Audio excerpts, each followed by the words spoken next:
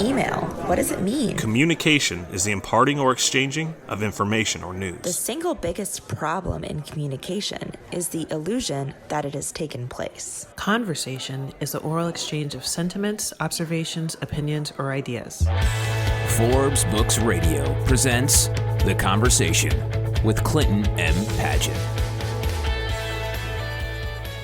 Today's guest has spent her career helping leaders navigate one of the most difficult transitions in business, moving from being the person who built the company to the person who must lead the company. Alisa Cohn is one of the world's leading executive coaches. She's worked with leaders at companies including Venmo, Etsy, DraftKings, The Wirecutter, and Tory Burch, as well as global organizations that you might have heard of like Microsoft, Google, IBM, Pfizer, and Dell. She's the author of From Startup to Grown Up, an award-winning book that explores the leadership journey founders and executives must take as their organizations grow. Alisa was named the top startup coach in the world by Thinkers 50 and the Marshall Goldsmith Global Coaches Awards, and for the past 4 years has been ranked the #1 global guru in coaching. Don't think you can go up for there, so it's all downhill from now.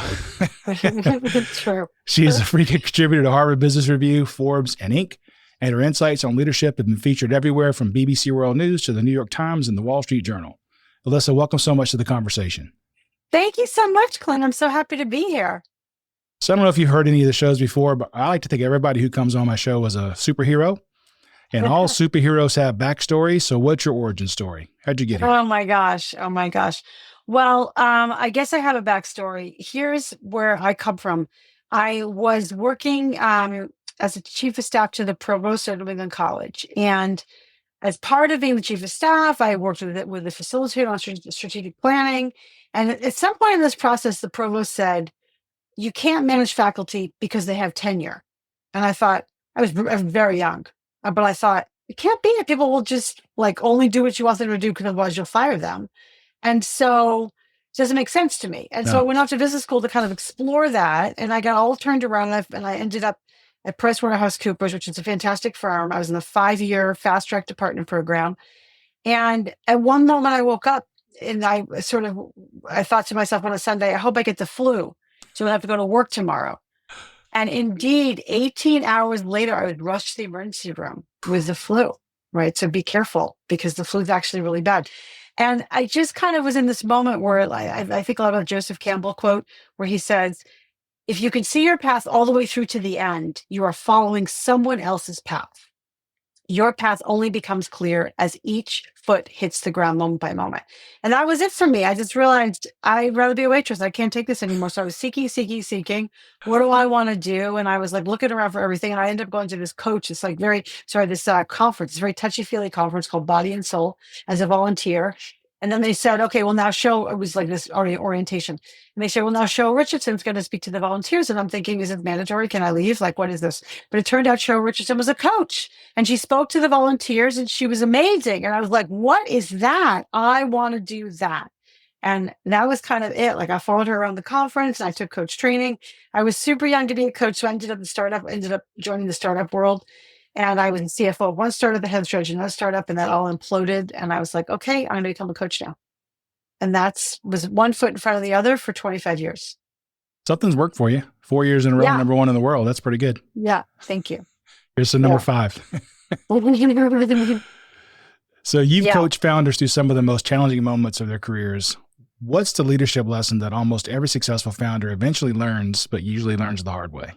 There's actually a number of them, but I would say one big one is that founders have to realize that the weight they have at the company. So they have to realize that their suggestions are orders, their brainstorms are orders, their inklings are orders, and of course their orders are orders. And so when they say something around the organization, people scurry to make it so. And so they may not have wanted all that, and they may have wanted people to talk it out with them, and they may have wanted to they meant something a little bit different. So sort of being careful with their words and being careful of that megaphone that they hold is a very significant, very important lesson for founders to learn. And I would say then that it was not called the opposite, but maybe a counterintuitive other point is also important. They often will say something like, I want the culture to be like this, or I have the strategies like this, or the visions like this. And they say one time and they expect that people picked it up. But that's not true. You have to repeat yourself over and over and over again about the things which are sort of true around the company. You're not talking to a standing army. You're talking to a moving parade. And founders and are younger leaders very often, and they haven't had the leadership experience, so they don't always realize that. It's funny you mentioned the megaphone because in the book you talk about, I think you coach somebody to get up on the table. Yes. Like they had a megaphone. Yes, that's what it's like. Like your words are ringing down on people. One of the core messages is that the work starts with managing yourself, which I thought was interesting. Mm-hmm. Why do so many leaders believe their biggest challenge is the business when it's often themselves? And then what are some examples that you might see? Yeah. I mean, I'm not sure why. Why? Because human, probably. But I will say the reason so my book from Startup to Grown Up is divided into 3 sections: managing you, managing them, and managing the business. And what happens is people come to me, and this gets into your examples. People come to me and they say, oh, I'm having a problem, with product. It's not moving fast enough. It's not, it's not going the way it should. There's conflict there. It's a problem. And they want to put all the emphasis on the issue in the business with the product not going fast enough, or the product leader who's not delivering, right? And that's, of course, probably both things are true. But my question is like, what are you pretending not to know? How long has it been going on? A year, right? 18 months. Oh, okay. What are you pretending not to know? And what is inside of you that is getting in your way of knowing that, right? What is this willful self-denial? And so then there's what have you done as it relates to, just an example comes to mind, literally the product head's name was Eddie. What have you done as it relates to Eddie? And they're like, well, Eddie should know. Well, I'm sure that's very true. What have specifically you done in relation to Eddie? Then we pull it out of them. It turns out they've done literally nothing. They've just been upset. They've talked to other people about it. They've hinted, right? They've told themselves Eddie should know, whatever. But what the issue is really inside of you, what are you kind of avoiding? And then how do you need to grow to be able to have the important conversations to clarify for people what's working and not working over, more than once, over and over again, and then make some decisions, whether they're painful or not, about whether or not Eddie has a place in this organization. All of that is inner work before you do the outer work. Yeah, I think you give quite a few examples in the book, which I love examples. That's how I learned. So it was really good. And people just breaking down and yelling at somebody, and you have to go back to them and say, okay, why'd you do that? What were you thinking? And what was your, what's your goal supposed to be? And how, if you had to go back and do it again, what would you do differently? Which I thought was helpful. Yeah. Well, thank you. One thing about that is that people do get, work is an emotional place, right? It is frustrating. But part of what's frustrating is because you got all these people there and they're not doing it right. And they were not doing the way you, and then you weren't clear, but you didn't realize you weren't clear. And there's all these things going on, but it does always come back to, from my point of view, what's your goal? What are you trying to get done here in this moment with this person? And, I start the book by saying leadership is an unnatural act, because sometimes you are so frustrated with that person right there, or this situation right there, that what you want to do is scream and yell and punish and, vent, who knows. But what's your goal? The goal is to solve this situation right now. And what's going to get in the way of that goal? You're being emotional. So again, back to self-work, you got to find the tools to calm yourself down in those moments to choose the right response rather than have that reaction. Yeah, actually, that leads into my next question, was that you do write in the book that leadership is an unnatural act. And what makes that difficult for people who were successful enough to start the company in the first place, but then now they're struggling with that? Well, I think a hodgepodge of just human behavior. It's hard to lead people. I mean, founders will start a company and they will do it on the back of their ability around product or engineering or even sales or even finance, right? And so they're technical experts in some way. Or there's a larger company executive, a quite large company executive that I worked with, and he was starting a startup. Well, you think, he was very successful executive of a large company. So what's going on here, right? What would you possibly need? Well, he needed the unnatural act for him was trying to figure out how to coach young talent, how to coach and guide people where there wasn't much structure already kind of that already existed inside the company. And so to kind of figure out how to navigate inside a very unstructured organization, even though he's a very experienced leader. And so I think that's what happens, is that you have people who come in because they have the idea. They're excellent, to your point, successful. They are very successful in a certain realm or more than one realm, but leading in a startup in this moment is not so easy and requires different skills than the ones they've built. And it could be that also, I think about a baseball analogy, because our office is right across from the Braves stadium. Yeah. And Chipper Jones, who was one of our great players at Atlanta Braves, he could hit like nobody's business, but he said, I don't think I can teach it because it's just natural to me. So I don't understand why you don't get it. I mean, it's just, you just do this and this happens. And he doesn't know how to articulate what he does because it's just natural for him. And I'm assuming that these founders, the same thing, is they probably get super frustrated because this just makes sense to me. Why doesn't it make sense to you? Well, that is part of it. So for example, when you have a founder who's got a product knack, they can just look at something and be like, no, that's not good. And then it's hard to describe why. But then it's kind of a crazy making founder. Like, oh, I'm making a little more to the left. Oh, a little more to the right, a little more to the left. But I can't articulate what I want in advance.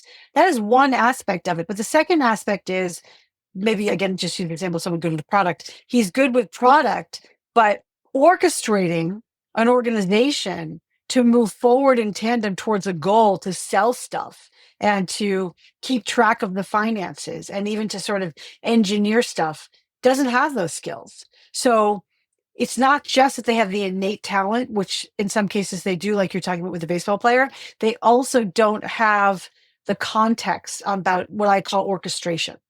Okay. Now you say a leader's best tool is a mirror, which I know your book was just full of these little things that just resonated with me. So how does a founder unintentionally create a company that mirrors both their strengths and weaknesses? I know, because they hire people who they feel comfortable with. And then those people hire people who they feel comfortable with. So then you got a whole bunch of people who everyone feels comfortable. And so you've seen these monocultures over and over again. There is some benefit to that because a monoculture can have, sort of elements of an insider's language in some ways, so that we do have a better sense of like how what each other is thinking. But one of the founders I worked with, she's very conflict averse. And what she said was she would hire these people who were also conflict averse. And then she would watch her company not handle conflict together because nobody had the mandate of finding people who would constructively antagonize inside of the company. So it's one example of you hire yourself over and over again, and then that's what you get. You get all the good and all the bad of that. Yeah, it's hard to sometimes hire the people that don't mesh with you. I know from experience that it's like, you need to hire to fill this gap, but you look at it and go, I don't want to deal with that person every day because they're so different than me. I know. And so then there's a question of like, how do you need to grow to deal with that person? So, and what's the problem with that person? So for example, I'm working in an organization right now and they just brought in a new COO. And the new COO is very fast-paced, extremely enthusiastic, very fast-paced, very positive, bringing a lot of great structure to the company, but overwhelming in terms of her personality. And so that's really interesting. She's strategic. She's focused on execution.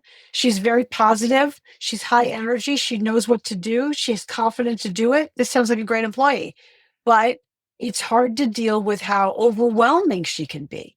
Well, that's interesting. Are you willing to grow as a person to make room for that personality in order to get all the benefits of that organization? That is very different from the other organization I worked in. They brought in a head of sales. The head of sales, sometimes, no offense to sales guys, sales guys can be very, chipper and positive and whatnot. And so his thing was, hey, CEO, leave me alone. I know, I got it. I know what I'm doing. And so the CEO was like, okay, I guess I'll just leave him alone. All right. And then 9 months go by and then 12 months go by. And he was getting all this information from the salespeople, which is like, we hate him. He's not doing anything. He's giving us a system that's not working.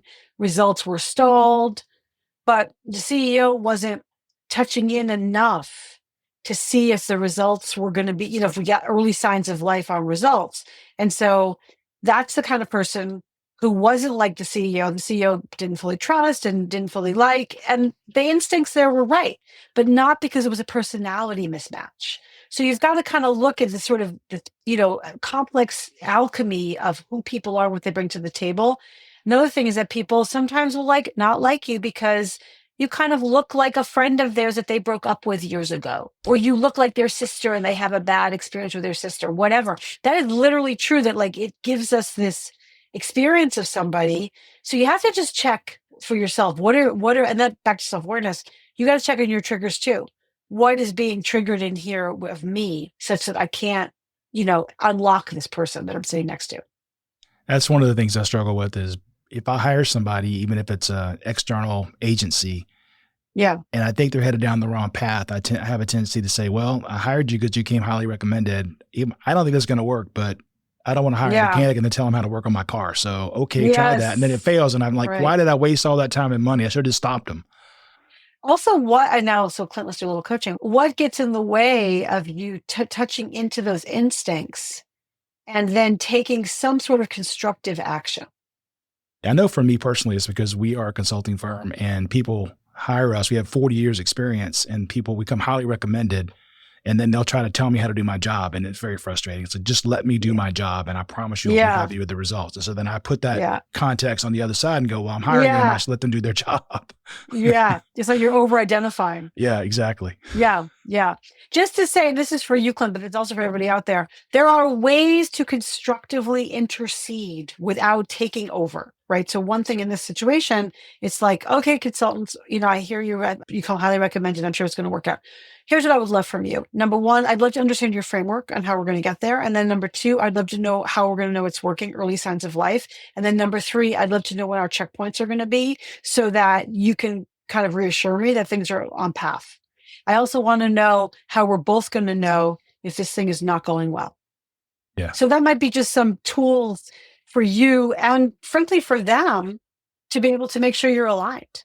That's really great. And for those of you who haven't read the book yet, get it, because there's a bunch of scripts in the book that also will walk you through some of these common issues we have. So right. And the book again is called From Startup to Grown Up for those of you who aren't paying attention. From Startup to Grown Up. Absolutely. Yeah. So you encourage leaders to reflect rather than react. And how does that discipline improve decision making? And then how do you build reflection into a busy schedule? Because every founder has got way more on their plate than they could possibly do. And so how do I everybody in life? Yeah. Totally. So first of all, the reason you have to reflect is, which is what we're talking about. So like, for some reason, this person is triggering me.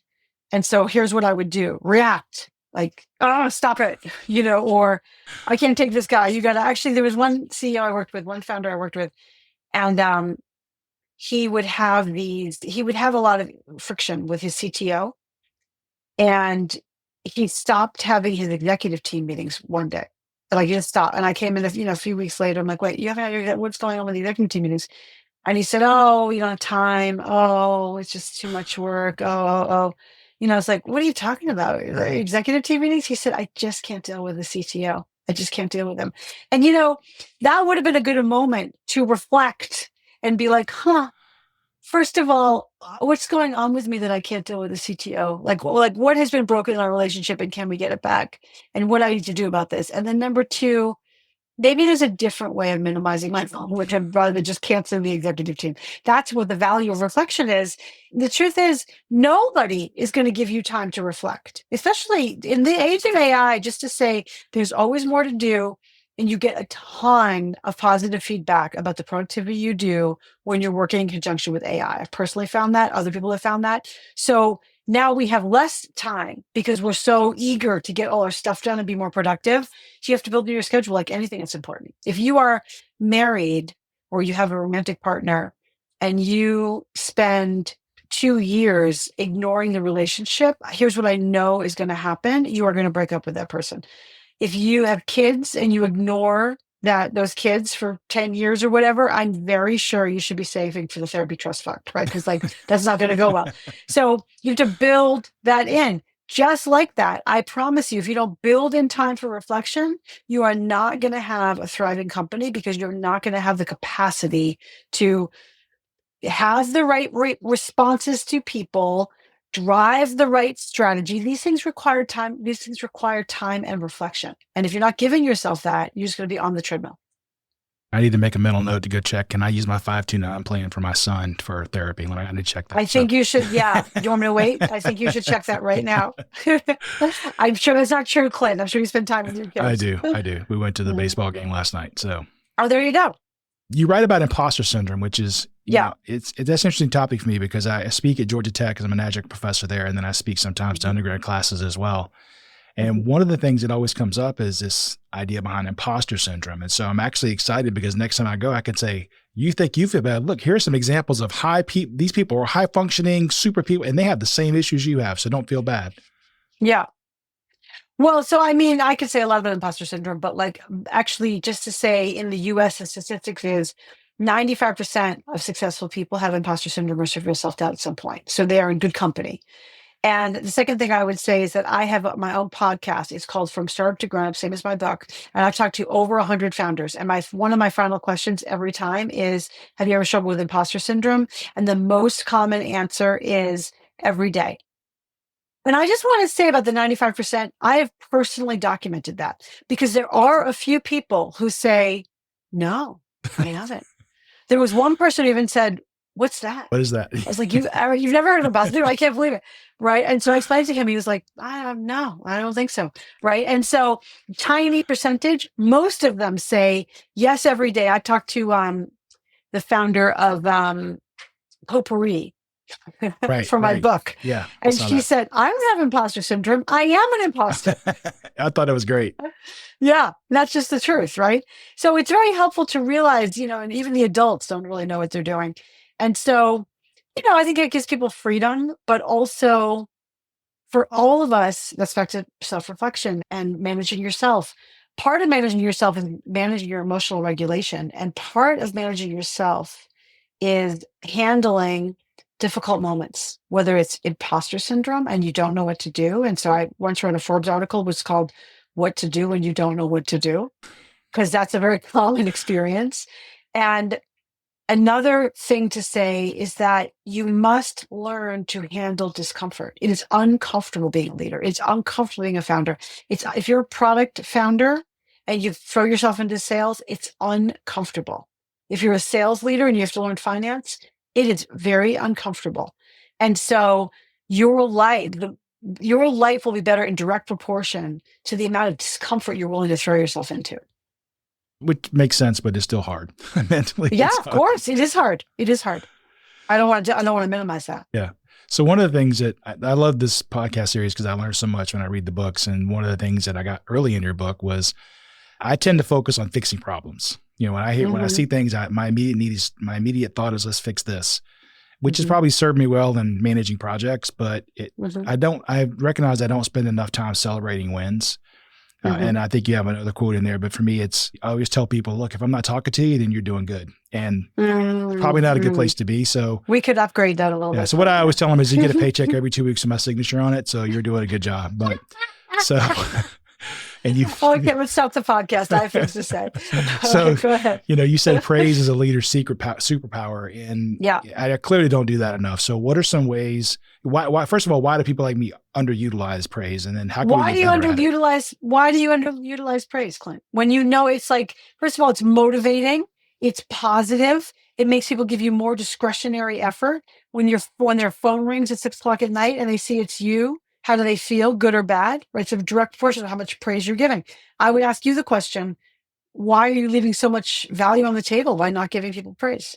Because the problems will make the company fail. So I'm always worried about the problems more than the praise. Right. So then you don't and this is normal, right? Like I'm focused on, just like you said, if there's a problem, you'll hear from me.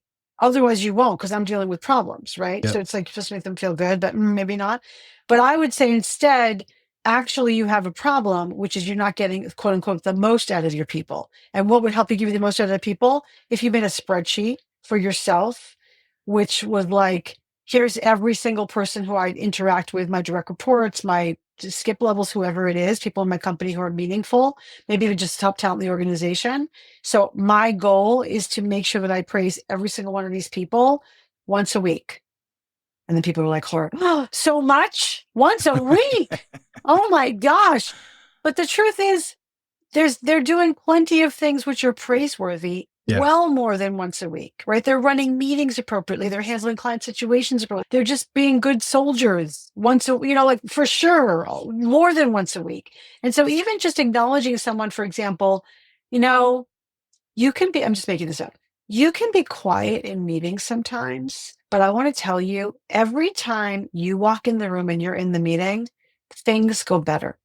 And I just want you to know that you bring kind of like an emotional regulation or even like a sense making to meetings on a regular basis, right? Like that's just, I'm just making it up randomly Yeah. to somebody. Also, when people give you work product, here's a normal thing. People give you work product, whether it's a spreadsheet, whether it's a project, whatever, a normal thing to happen. They send it to you by email and you write back, thanks. Or you write back, good job. And those are very stingy as compared to, wow, this is a fantastic work product for whatever, in whatever way that makes it fantastic. And that just helps people feel seen and heard, which is another side element of praise. Yeah, because you I'm very talk big on about if you this. don't praise, then what happens is they think they didn't do a good job and they go to a bad Yeah. place. Yeah. I mean, they wonder. So I work with organizations, and this area is in the book. I I went and talked to, I think I was doing 360 feedback, or for whatever reason, I talked to this people in this company, the executives in this company quite a bit. And so I was talking to this one executive, and we were just talking. And then he said, well, and he said with the CEO, I think he values me and my work. I mean, I'm pretty sure. I mean, he hasn't said anything. And I'm like, what are you talking about? He loves you. He thinks you're fantastic. How does he not tell you that? And so he is now wondering about his role in the organization when he's actually a fantastic executive, a fantastic employee, a fantastic designer is what he was. And like, why would you want people wondering about their space? Right. Yeah. That's one thing. The second thing is that, that's what it is. Like people walk in, time to make the donuts, okay, check in, check out. Right. And when you give them praise, they feel there's several reasons people are going to work above and beyond. One is that they're committed to the mission and the purpose of the company. So reminding them of that is actually very helpful. And the second is because, frankly, they want to please their bosses and they want to feel like they're doing a good job. And so they might know they're not doing a bad job, but when you overemphasize that they're doing a good job, it's actually very meaningful to people. They go home to their spouses and talk about it. Yeah. It actually, it ties Clint, you in must change your ways. I am going to. I try to learn from every Okay, book, good. and I'm learning from yours. Okay, So good. I promise to try Okay, some of good. these things. Excellent. So that actually ties into my next question, which one of the ideas that you have in the book was you say you are the expert on your intentions. Everyone around you is the expert on your impact. And it reminded me of a 1997 U.S. News and World Report survey that I read many years ago, where respondents were given a list of names and then asked to rate that person's chance of getting into heaven. Mother Teresa scored highest, and there was like Bill Clinton, Hillary Clinton, Michael Jordan, Oprah Winfrey, all these people on the list. The highest scoring, best chance to get into heaven was Mother Teresa, or the second highest at 79%. One person scored higher than that, 87%, which was the people being surveyed. So to me, God, hilarious. that just proves your point, right? Because I look at that and I say, well, the reason I give myself a better chance is because I've judged myself on my intentions. I judge others on the results. So I thought it just really, it all came full circle with your comment. Yeah, that's the human attribution error. So when someone cuts you off in traffic, you're like, that jerk. But when you cut someone off in traffic, you're like, I'm just really late to a meeting. Yeah. That's only, I'm not a jerk. I'm just late to a meeting. Right. And so actually it's helpful to sort of see that in yourself. And that's a cute survey. It's helpful to realize that we're all, give people more empathy and more grace because they all kind of have this experience of the only reason I cut you off in traffic is because I have an important meeting I have to get to or whatever. So giving people more grace and having a little more empathy for what they're going through is just useful. Doesn't make you a better person. It could make you a better person. That's fine. But it's just a practical strategy to help you calm down when you might get over, dysregulated. But the second thing to realize is that back to the sort of the standing on the table with the bullhorn. Yeah. You just don't always realize the impact of yourself. So I'll speak for myself. I've really changed this over time, but especially when I was younger, I could be really flip. And I would just be flip, and I would throw out little zingers and little sarcastic comments. And I think my mom used to do that, and just by how I learned it, it actually was quite funny. And also, it could be really hurtful to people. And I'm like, I'm just joking. No, no, no, no, no, no. You're the expert in your intention, but everybody else is the expert in your impact. And how they felt was hurt. Like, you're like, that's a joke. And how they felt was hurt. And so it's just, if you continue to sort of observe as much as possible how it's landing for people, that is where you'll find a lot of gold there. I think that the traffic example was good because it's a truism that basically only you are going the correct speed. Anybody faster or slower is an idiot. Only you are doing the right speed. Totally. That's so true. That's very well said. That's right. Especially what I also like of what you just said is that you told the truth. They're idiots. Yeah. Yeah. They're not just, they're like idiots. Absolutely. Yeah. That concludes part 1 of my conversation with Alisa Cohn, top-ranked executive coach and award-winning author of From Startup to Grown Up. Coming up in part 2, Alisa provides a new way to look at something that many leaders don't like to do, giving tough feedback. You probably have somebody who could be doing a fantastic job, but they keep getting their own way by virtue of whatever it is they're doing. So it's like the frame is nothing a hard ass. I'm doing you the favor of telling you the truth. I am helping you right now unlock your full potential and genius. So I want to separate that out from the so-called feedback sandwich or whatever they call it. Like, I'm going to tell you, like, oh, Clint, nice shirt. You should really have difficult conversations more often. Keep up the good work. Yeah, But yeah, exactly. No, that doesn't work, right? Thanks for listening to The Conversation. To find out more about Clint, go to clintonmpaget.com and pick up Clint's book, How Teams Triumph, Managing by Commitment, at Amazon. The Conversation with Clinton M. Paget is a production of Forbes Books.